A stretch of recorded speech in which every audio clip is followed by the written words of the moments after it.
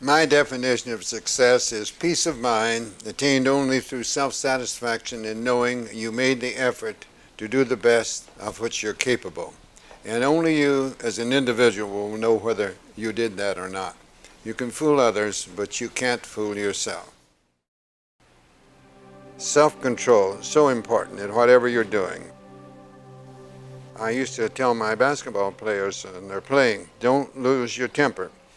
If you lose your temper, you'll be outplayed. And I felt that if I tell my players that, they had every right to tell me on the bench that if I lose my self-control, I'll be outcoached. I never wanted to get too high. I never wanted to get too low.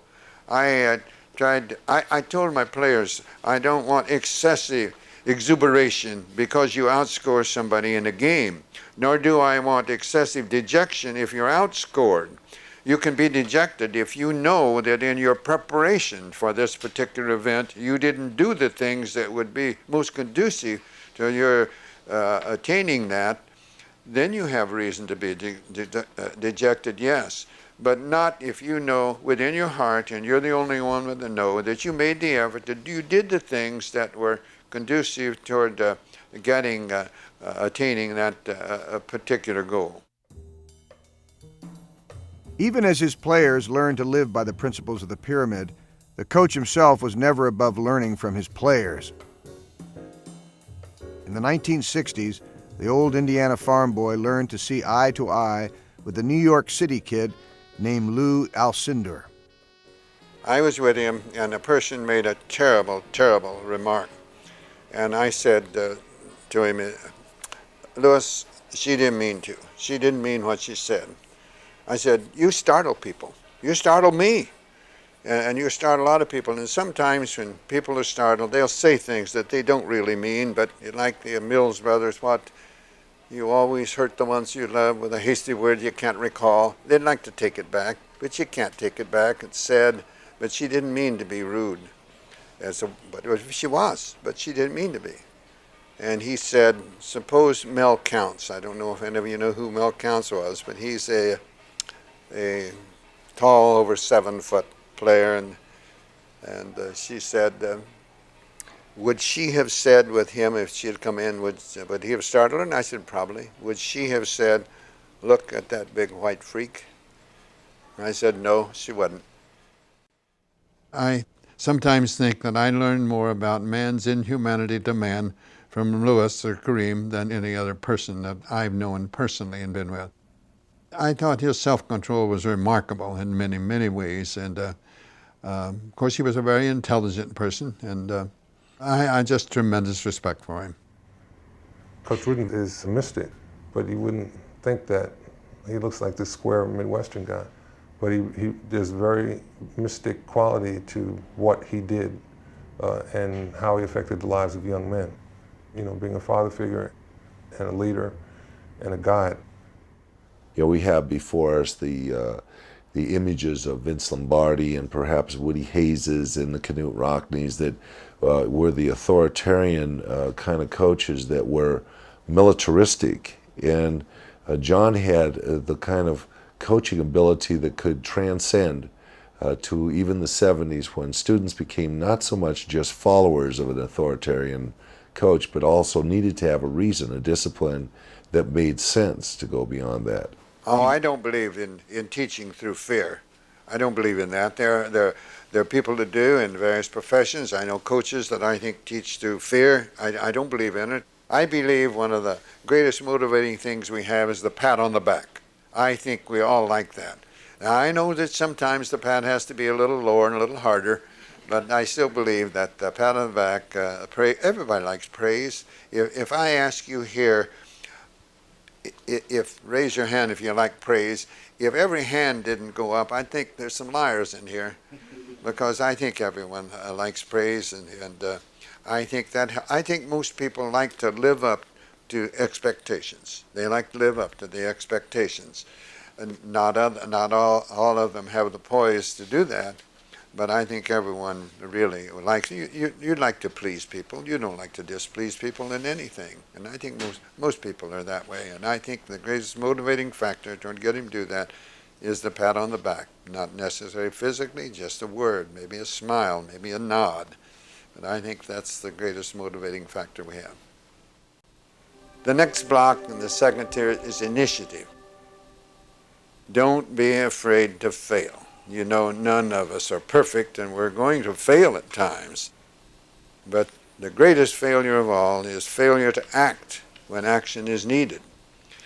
You must act with, use the information that you've acquired in the past through the experiences you've had, and act with self-control, but act.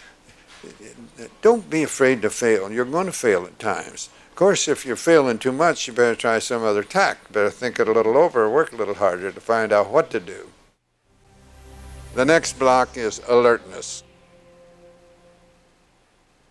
My favorite American is Abraham Lincoln, and he once said, "I never met a person from whom I did not learn something." He had a sense of humor, and he said, of course, most of the time it was something not to do. Well, that's learning, just the same as learning something to do.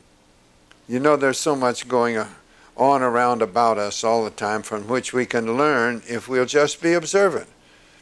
We sometimes get lost in our own narrow tunnel vision and our own egos, perhaps, and we fail to see all around us the many wonderful things which could help us in so many ways. Coach Wooden would talk encouragingly about your statistics and, you know, the certain things that you did in the game and certain plays that you made that had nothing to do maybe with getting any fanfare, but showed that you were thinking. He really would reinforce the whole process of thinking as you did everything. After Kareem's first varsity season at UCLA, an undefeated championship season at that, the NCAA outlawed dunking. Some in the press called it the Alcindor rule. He was upset. He thought it was aimed at him, and it wasn't aimed at him. I know it wasn't. But I told him that this can only make you a better player. Because you can't dunk, you'll work a little harder on your turns, a little harder on your footwork, a little harder on keeping the ball close to the body and away quickness. It'll help you on your short shots off the board. It'll help you on your hooks. And it'll only make you a better ball player. And I guarantee you, Louis, you'll have no trouble dunking when you get into the pros. The last block in this second tier is intentness.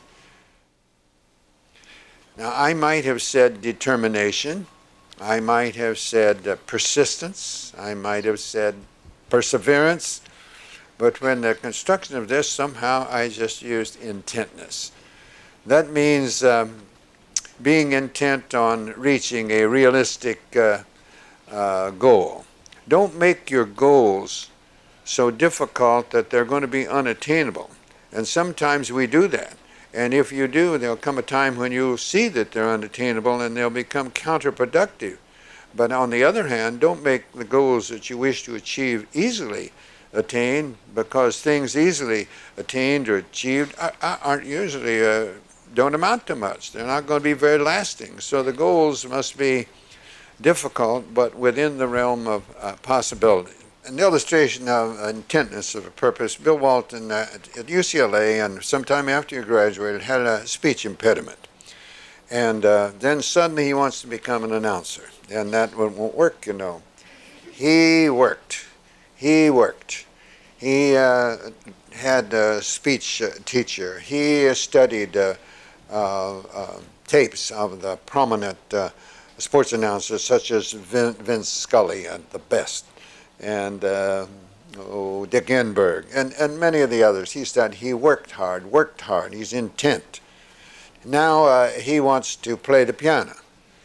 And here he is at his age now, he wants to play the piano. He has a keyboard that he carries along with him. He knows that one of my favorites is Chopin's Polonaise, and each time he calls me, he said, "I'm working on it.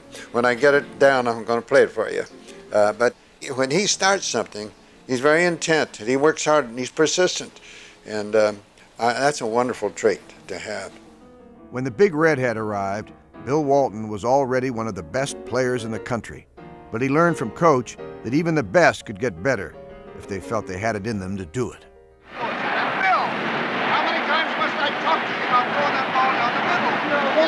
I had that one, and they just grabbed my elbow.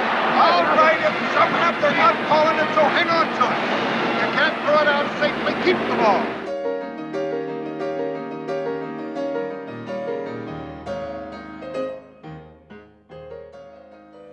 His concept of competition, which he tried to instill in each of us, was to be a great player, a great person, competing against an ideal in your own mind or an ideal created by him as the coach, or the ideal of the perfect basketball game.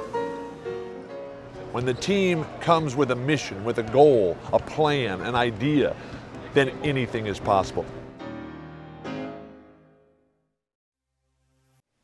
My definition of success is peace of mind attained only through self-satisfaction in knowing you made the effort to do the best of which you're capable. And only you as an individual will know whether you did that or not. You can fool others, but you can't fool yourself.